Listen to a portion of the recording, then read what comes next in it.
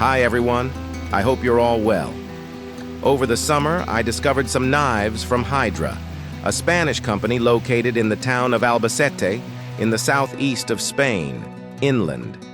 Albacete is a city with a long tradition of knife making. Several famous Spanish knife brands are based here. While each country has its own traditions and culture, globalization has standardized some of our tastes and established certain standards. In the field of knives, a certain modernism and inspiration have made their way, notably through the intermediary of designers. While many knives resemble each other in terms of shape and size, each brand strives to distinguish itself through its own style and innovation. For example, manufacturers choose from a wide range of available steels to design the blades of their knives and add their own touch. Hydra is part of this approach, as you'll see with this casus belli, from the Latin expression meaning act likely to start a war. As its name suggests, this is a tactical military-style knife, but it's adapted for survival. The knife is presented in 3D on the Hydra website. When I received the parcel, I was already impressed by the imposing packaging. Nice big boxes, very protective, with lots of goodies inside. I almost never film unboxing, as I find it more interesting to leave the surprise of opening the packaging to the purchasers of the knives. Hydra Knives packaging is by far one of the most sensational, and that alone tells you that you're dealing with a company of enthusiasts who pay attention to detail and leave nothing to chance. The next impression is the weight of the knife. It's heavy, it's substantial. 14.3 ounces in its sheath and 11.2 ounces on its own. A feeling of density, of solidity. Then, when you take the knife out of the sheath, you discover this casus belli. And for my part, I immediately said to myself that the knife is more beautiful in reality than in photos and 3D. The design is truly racy and aggressive. The knife's construction is full tang, particularly robust, and the 0.221 thick blade is very impressive. The drop point blade almost resembles a rounded tanto shape. It's also what gives this knife its tactical look. What's more, the thick tip is a guarantee of solidity. As you may have noticed, the blade has a black powder coating. This type of coating also enhances resistance to oxidation, but I'll come back to that later. A special feature of this knife: the blade is hollow ground, i.e. concave. I think this is a wise choice for this type of knife, where the back of the blade is very wide. Thick blades require a lot of energy to penetrate the material due to the frictional forces associated with the less acute angle. However, this type of grind provides a finer edge behind the wire, and therefore good penetration capacity to start the cut. This type of grind is also found on American buck knives. I was a little apprehensive about the cutting capacity of such a thick blade, but in the end I was surprised by the efficiency of the cutting edge. The hollow grind plays its role perfectly. This confirms that the choice of grind is a decisive and above all incisive factor in a knife's effectiveness. Each blade has its advantages and disadvantages. You might think that the hollow cut is a little more fragile, which would be the case if the steel making up the blade were brittle. This parameter is taken into account when choosing the steels that form this type of cut. For its casus belli, Hydra has opted for Sleipner steel, an alloy manufactured by the Swedish Uddeholm Group. Sleipner steel is one of my favorite alloys for several reasons. The main one is that it's a steel with an excellent cutting edge. I've often been impressed by Sleipner's sharpness, whether with Scandinavian, saber, or now concave blades. Although Sleipner is not considered stainless, it does resist corrosion relatively well, thanks to its chromium content of 7.8% and carbon content of 0.9%. Sleipner is often compared to D2, which seems to me highly irrelevant given their very different formulations.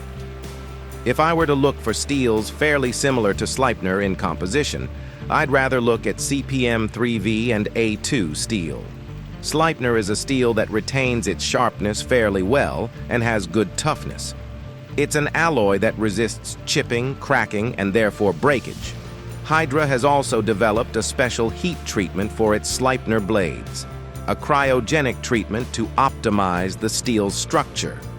A few words about the powder coating on the blade. It is reminiscent of the coating on the blade of the K-Bar BK2 knife in 1095 steel. It's a slightly granular protective coating, but one in which dirt can get stuck. For example, I planted the knife in dead wood from a dam lake, coated with a fine layer of sediment, and you can see traces of this on the blade. But there's nothing to worry about.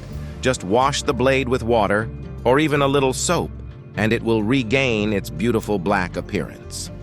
If I were to compare this knife with those of other brands, I'd refer to certain Lion steel models because of their Sleipner steel, or to Fellkniven because of the thickness of their blade. The big difference with Fellkniven is the convex grind of the latter, whereas the Casus Belli's is concave.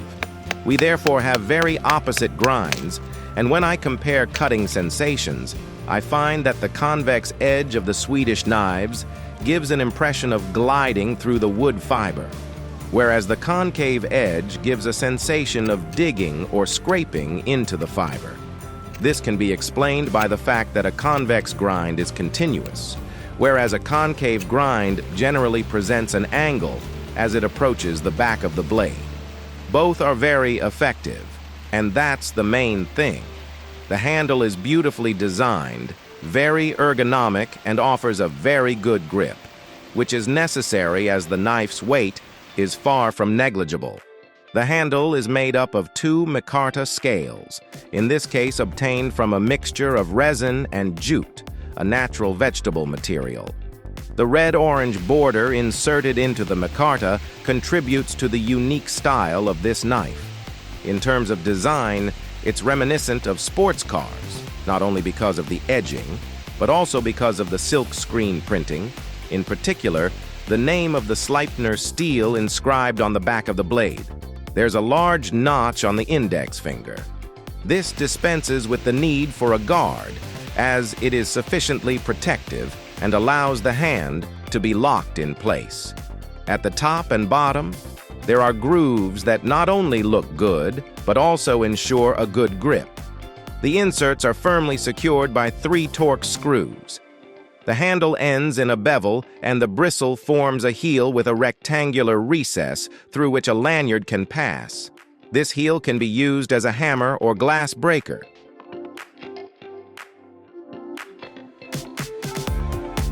The knife's sheath is made of kydex and has an adjustment knob to adjust retention. It's ingenious. Kydex allows the sheath to be perfectly adapted to the shape of the blade.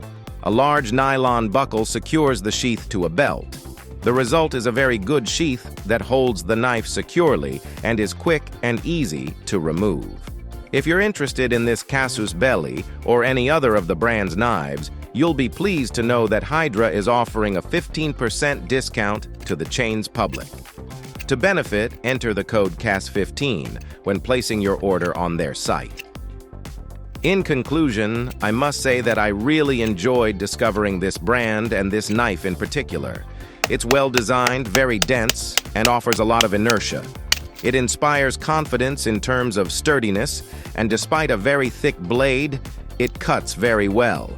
It's a tactical knife with modern lines, but one that will be very effective in survival situations when you need a very strong knife. I hope you enjoyed the video, and if you did, please feel free to like and subscribe to support the channel.